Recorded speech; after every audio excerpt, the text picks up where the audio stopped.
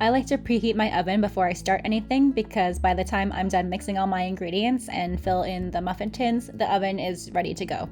First, we're going to add all the dry ingredients together, so start by adding 1.5 cups of all-purpose flour.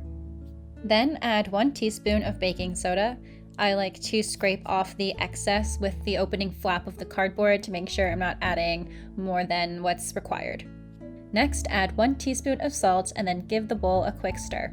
Now would also be a good time to add your chocolate chips. I didn't because I forgot, but basically if you coat your chocolate chips in flour before you add them to the muffin cups, it just helps the chocolate chips not fall to the bottom of your batter. Now we're going to add the wet ingredients, starting with 1 teaspoon of vanilla. I'm using vanilla extract, and since my bottle is almost done anyway, I just dumped the rest into the bowl. Now I'm adding 1/3 of a cup of canola oil. And in the same measuring cup, I'm cracking the 1 egg that I need to make sure that no shell gets into the bowl. Then add 1/2 cup of sugar, and then we're going to move on to mushing the bananas. You can also do this step before you do anything else. I'm just doing it now to show you how I mush them up. As you can see, these 3 bananas are overripe, which is great, and that's why I love this recipe because these bananas aren't going to go to waste. I'm using a fork to mush them, but I've also used a potato masher in the past and that worked too. So just use whatever works best for you. The texture that I work towards is so that there's minimal lumps, but a few here and there are okay. Now it's time to add the bananas to the rest of the ingredients, and this is also where I'm going to add the chocolate chips that I forgot to add before.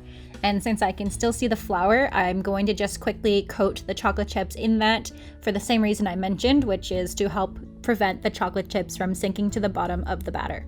When you're stirring your batter, the tip that my mom told me was to not overstir the batter or else it'll get tough.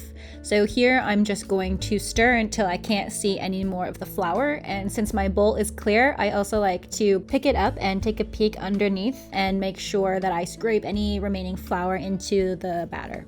When it's time to add your batter to the muffin cups, feel free to use whatever works for you. I'm just using the stirring spoon and a measuring spoon to help scrape out the batter into the cups. And since I want to make 12 muffins, I'm going to add batter to every cup first, and then with whatever batter is remaining, I'll use to top up all my cups. The important thing is that all your muffins are about the same size so they bake evenly. Before I pop them into the oven, I wipe away any excess batter that fell onto the sheet. And now they're ready to bake. Mine took 22 minutes, but that may vary depending on your oven. The color that you're looking for is a nice golden brown.